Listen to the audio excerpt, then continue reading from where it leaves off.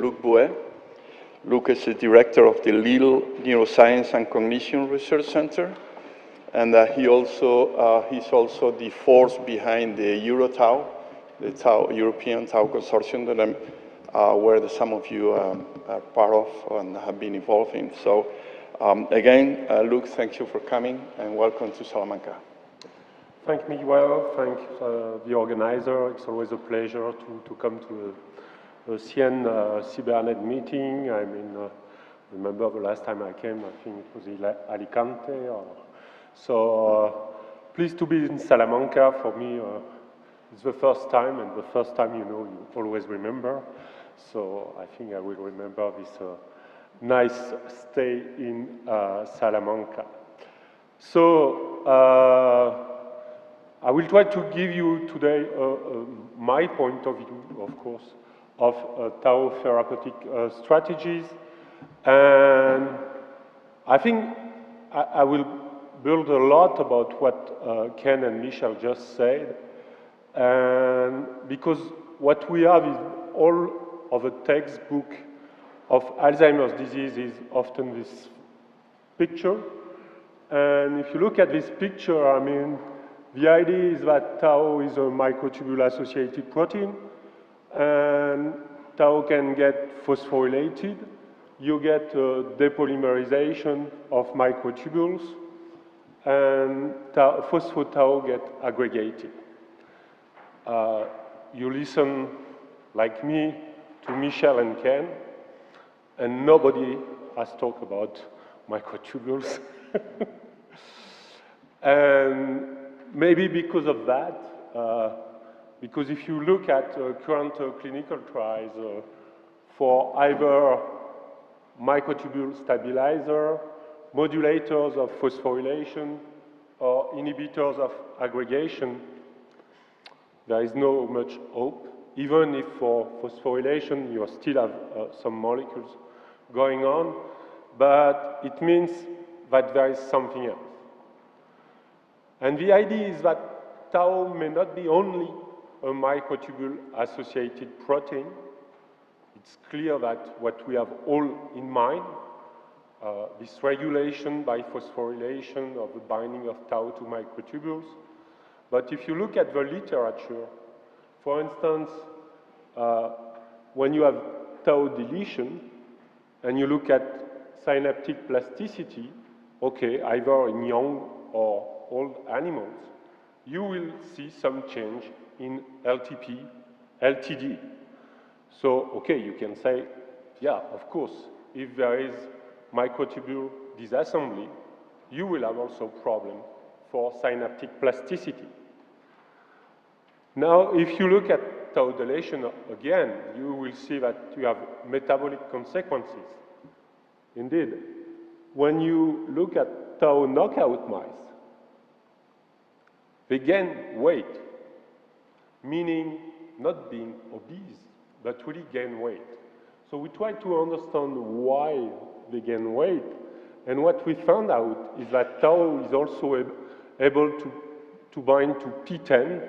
P10 is a phosphatase involved in the insulin signaling, and of course, when you have this binding, you see there is no activation, for instance, of AKT when Tau is not there. So when there is a Tau loss of function, you can imagine that you don't have activation of AKT, so GSK3 beta stay activated, and you change all the signaling.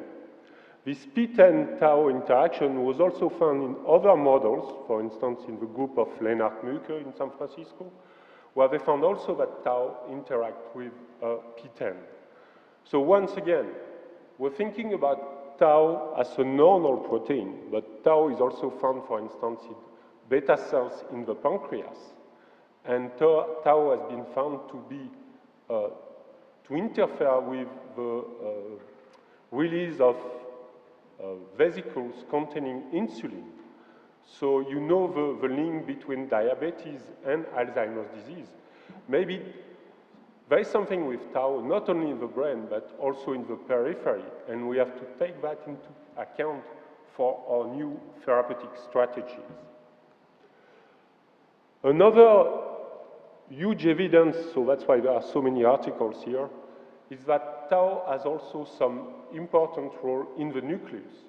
I mean, tau is involved in the organization of chromatin.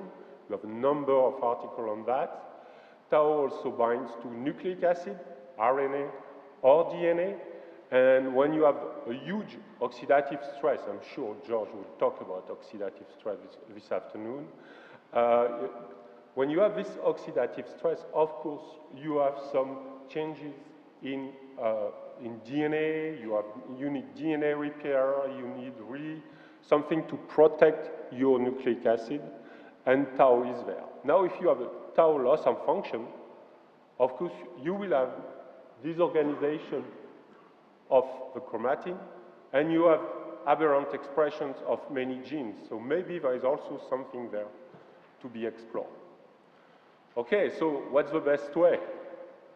I don't know. We have all these new physiological functions of tau, either in postsynaptic, presynaptic, of course, related to microtubule transport, about nuclear tau, and you know also that tau can be released in the extracellular domain. And in front of that, of course, we have all the pathological situation. So we can imagine that any of the tau functions may be modified during tauopathies. The best way? Get rid of tau. That's the idea. I mean, some people think that with antisense oligonucleotides, we can decrease tau, and without tau, you don't have any problem. Not really, because everything I show you is related to tau loss of function. So we have to be very careful. Right now, what we know in clinical trials is that ASO are safe, and they decrease tau.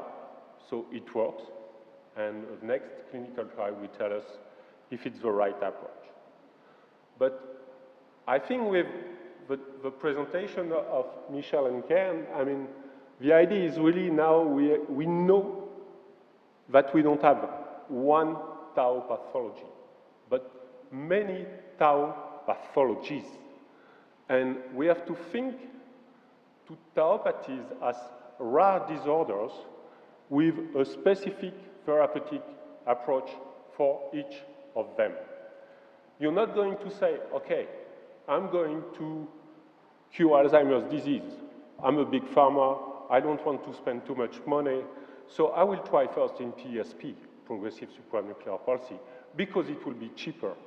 No, it doesn't work like that, because the conformers are not the same, because the pathology is not the same. So that's really something we have to change in the field. This kind of thinking about, because it's tau aggregation, you can have the same approach on all of them. You cannot have the same approach of all of them because their etiology are also different.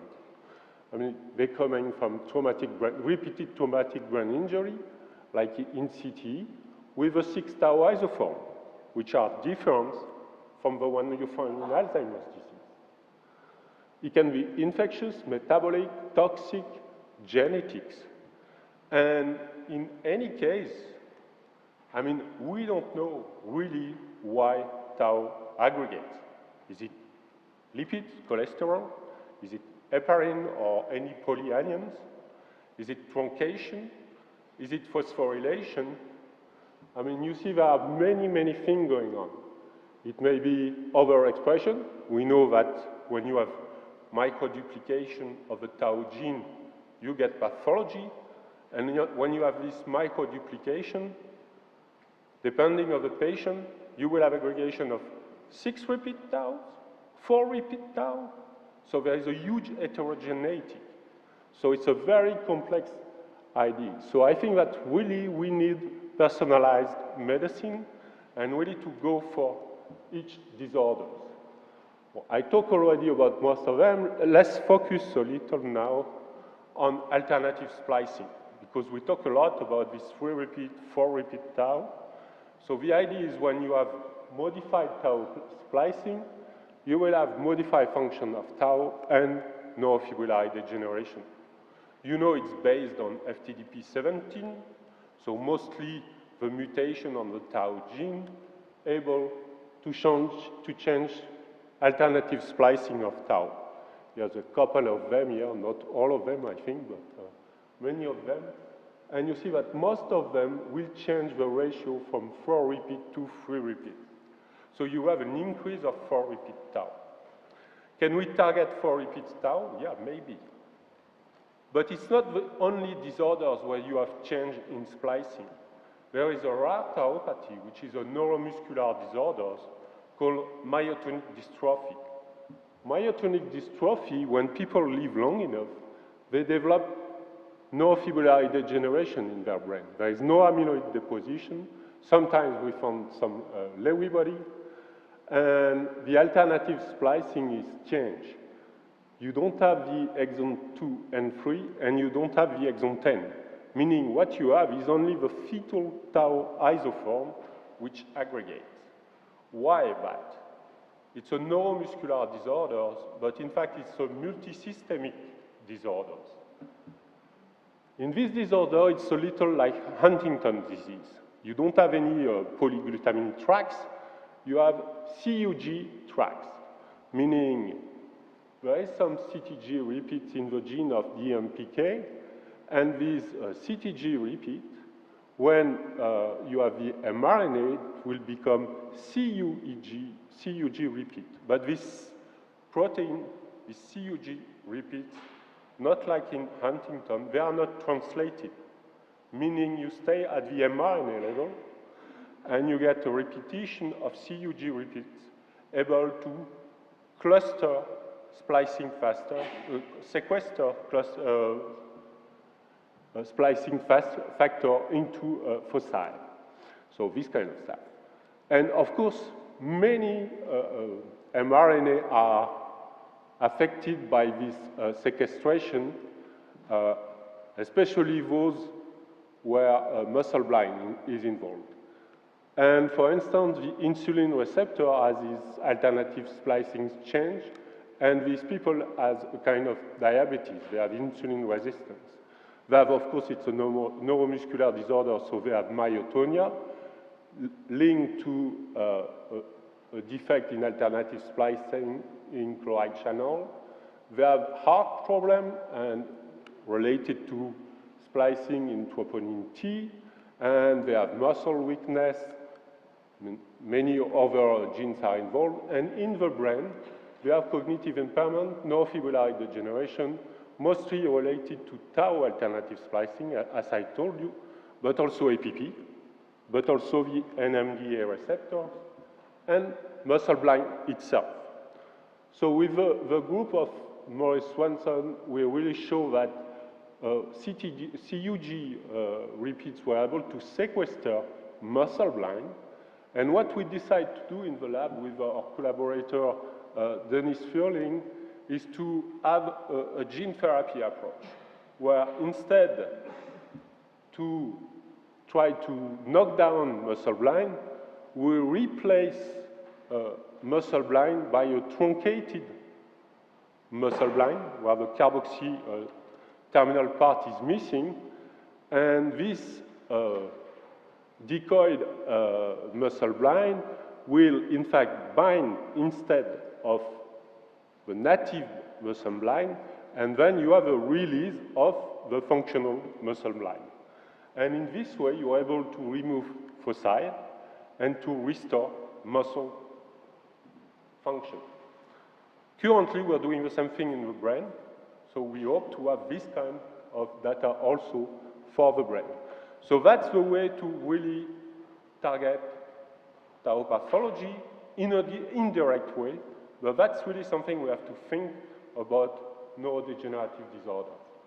So, okay, I'm coming back to brain disorders and these tauopathies now.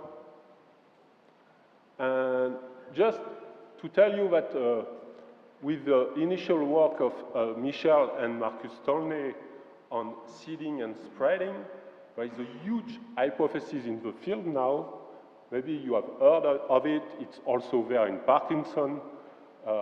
It's also there for amyloid, is that most of these protein aggregation may behave in a prion-like propagation. So I'm going back again to just a small summary of that if you're not really aware of that. I think that the idea is really coming from the Bragg stages, because at the beginning it starts, nobody agree really here, either in the locus coeruleus or in the hippocampal formation. We can discuss that.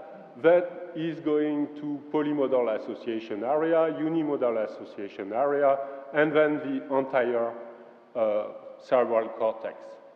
And these Bragg stages, when I started in the field 30 years ago, we say, okay, that's it's an inverse correlation with myelination in the brain. You know, development, it was an inverse correlation of these Bragg stages. Then we say, okay, that subset of neurons which are susceptible. Now we say there is a prion-like propagation. So I like the prion-like propagation, at least for Alzheimer's disease. I will tell you why. Do we have other evidence in human for this prion-like propagation? First, you have to look at CSF. CSF is a window of your brain. And if you look in CSF, you see that you have an increase of tau in CSF for Alzheimer's disease. So, okay, it means that in Alzheimer's patient, there is a high concentration of CSF. It doesn't change a lot with the course of the disease. A little, small increase, that's it. So it means that it's an active secretion in the extracellular milieu. So maybe that's the first argument. Indirect argument, but first argument. Then I came back to this old paper from a French neuropathologist in Paris, Charles Guiquert. And at that time, we didn't talk about prion-like propagation. It was in 97, no? So 1997. And they have this patient, and she had meningioma. And she got, of course, neurosurgery. They removed the meningioma, but there was a small piece of cortex which was disconnected from the brain, but get blood supply, and this small piece of cortex survived, like the lady, of course. And unfortunately, this lady with age developed Alzheimer's disease. And when you look at this piece of cortex and the brain, you see that it's full of amyloid deposits. Now, if you look at tau, yes, there is some neurofibrillary tangles in the cortex, but not in the small piece of cortex. Meaning, when it has been disconnected from the brain, in fact, you don't have any spreading to this area of tau. Even if you have amyloid by itself on this disconnected piece of cortex, you don't have any tau pathology. So it means you need this connection. You need this connection for spreading. So once again, it's a good argument, indirect argument for prion-like propagation. Then in animal model, in experimental models, I mean, following the work of Michel and Marcus, I think it has been reproduced worldwide. Everybody in all laboratories are able to reproduce this kind of experiment. You inject Alzheimer's brain extract in tau transgenic mice, wild type for Michel. Most of us, we use mutated tau. You get seeding. So there is really something going there. And after that, many work also showed that you have spreading of this tau pathology in experimental model. Okay, so we have all these Bragg stages in Alzheimer's disease, and after this publication, everybody has found some pathways of neurodegeneration in tauopathies.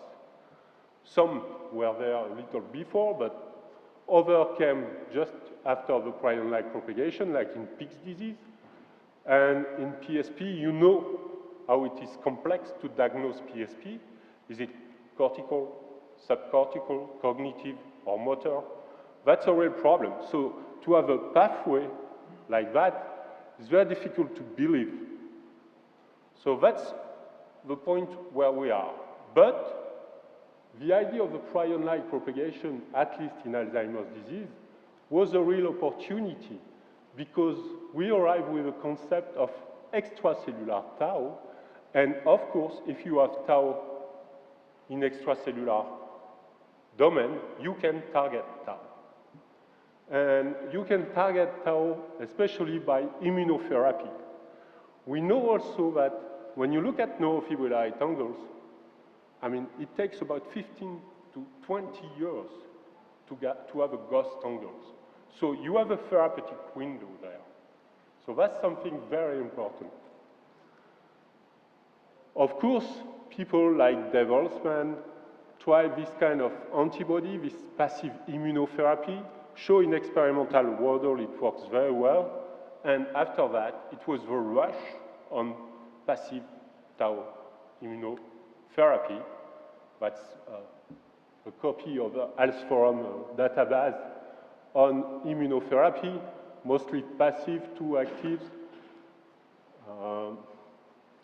And if you look at the come out in clinical trial, we just learned that now that's the fourth drug antibody against tau, which fell in clinical trial. So we don't know. I mean, most of them are targeting the amino terminal part of tau. Maybe it's not a good idea. Some of them are still going on, either against the carboxy terminal, close to the microtubule binding domains, or within the microtubule binding domains, and some target some post-translational modification, mostly phosphorylation, either abnormal phosphorylation or kind of conformation-dependent phosphorylation. Why they fell here? Maybe it's related to our experimental model. We use overexpression model. And of course, when you decrease tau in our model, our mice are better. But that's a main problem. The other thing is, when you look at the pathology, I mean, in human, I'm always coming back to human, in the amino terminal part, I mean, there is no much tau, no much amino terminal fragments in CSF, meaning that when tau is secreted, maybe there is some degradation products, and the degradation products, you see, they are not huge in the amino terminal part, they are really huge in the proline-rich region, just before the microtubule binding domains, a little in the beginning of the microtubule binding domains, but you see, once again, it's in Alzheimer's patients, not in other tauopathies. PSP, or here it's not a tauopathy, it's Lewy body dementia, compared to control, you don't see a huge difference. Huh? Only the blue one, the Alzheimer's patient, came out. Okay, the other explanation may be also related to the fact that, of course, it's released as free tau, but we know also that the spreading of tau may go through other shuttles, maybe nanotubes, I'm not going to talk about that here, or extracellular vesicles. You have heard about these extracellular vesicles, and we know we have many things in these shuttles, and recently the group of Ikezu and our group demonstrated that within these extracellular vesicles, you have also tau seeds. So it means that these extracellular vesicles, by themselves, they are able to induce tau seeding in different experimental models. I'm not going to go into details here. And what we have shown here is that the effect is much more stronger in Alzheimer's patients than in other tauopathies. Okay, so coming back to this, okay, we had the opportunity to target extracellular tau. Is it the good idea? Since we don't know if we have really prion-like propagation in other tauopathies, maybe the best is to go now for intracellular tau. Because in intracellular tau, it's good for all other tauopathies, but also for Alzheimer's disease, because most of the tau is still inside the cells. And not only in normal cells, also in glial cells. And you have to be very cautious, because for a long time, we consider that Alzheimer's disease was only a normal pathology.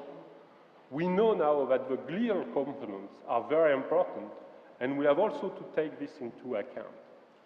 So for that, I'm not going to talk on that, but we developed nanobodies to target intracellular tau. Nanobodies are really a small part of an antibody. It's coming from llama. We use synthetic library. We developed many anti-tau nanobodies. Here it's one against phosphotau, which recognize neurofibrillary tangles compared to a normal anti-phosphoserine 422 antibody. You see you have some overlap in the signal. And we focused on one nanobody, one which is against the repeat domain. And why this repeat domain? Because it's within the clip, within the conformer that was described by Michel and Ken. And we optimized nanobodies. Nanobodies, it's very easy to be used, but if you want to use this nanobody within a cells, you have to be very careful, because some of them, for instance, the one we selected, aggregate. So we have to optimize this VHH. It's kind of very easy. It's only a genetic screening. You select random mutation, and at the end, you have a very soluble VHH. They differ each other from only 3 amino acids. So you see but by that way, you can have really intracellular optimization, a soluble nanobodies able to interact with tau without any aggregation. When we did the localization of the epitope, we found out that the epitope was against the PHF6, which is a sequence involved in tau aggregation. It's part of what Michel and can show you. But the idea is not to have an anti-aggregating agent. The idea is to have a VHH binding to monomers or oligomers and not able to build up fibers to avoid toxicity. So that's what we have with this tool. This nanobody has the capacity to interfere with tau fibrillar assembly. Here is a thioflavin assay with a nanobody against the carboxy terminal part of tau. Here against the PHF6. And you see, depending on the ratio between the nanobody of tau, you're able to stop the tau fibrillization followed by thioflavin. Same thing here, it's a fret assay developed by Mark Diamond. So in situ, in cells, it's also able to stop the seeding, and we did that also in animals, and we show also that this nanobody is able to stop aggregation in a seeding model in tau transgenic mouse. So we have also a way now to targeting the PHSTs and intraneuronal tau. The article just came out, so our hypothesis is that really the nanobody binds to tau before its aggregation. Okay, so in conclusion, just to say that we have many therapeutic approaches to target tau. We can both target extracellular and intracellular tau.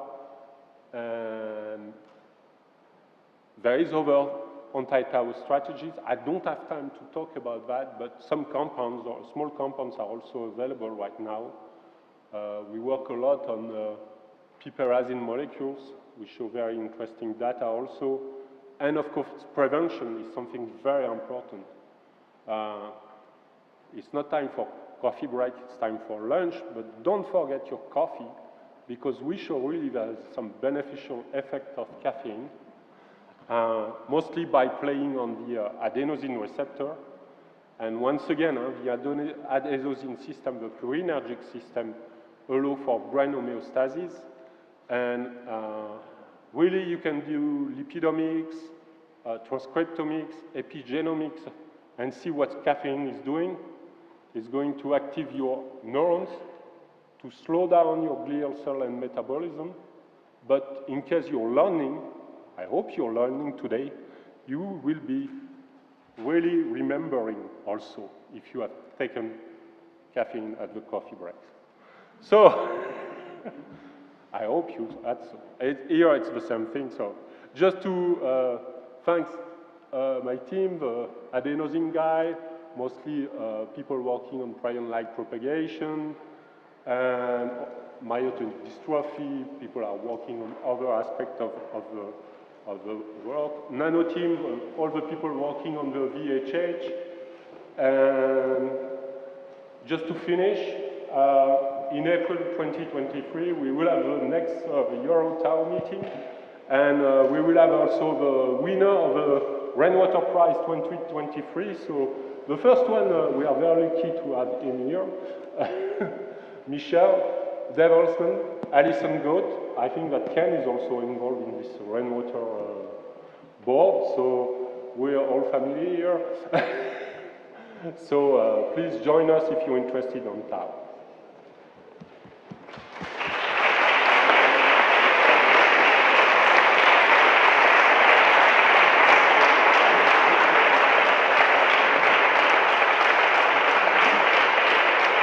Thank you very much, Luke. So we have time for a couple of questions, if there are any in the audience. Yes? Oh, it was an amazing talk. I'm very interested in Tau, so I just enjoyed it a lot. Just about the last part where you tried the inhibition of Tau with the drug in the Fred biosensor cell line, did you use Tau from patients or recombinant Tau?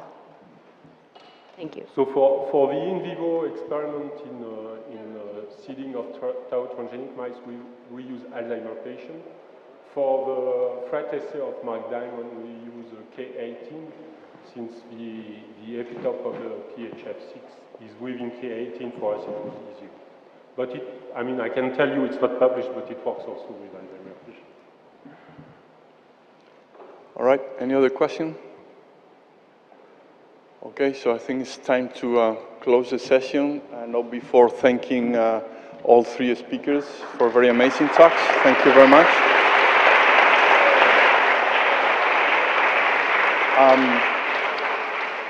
Let me remind you that apparently we have now a family photo.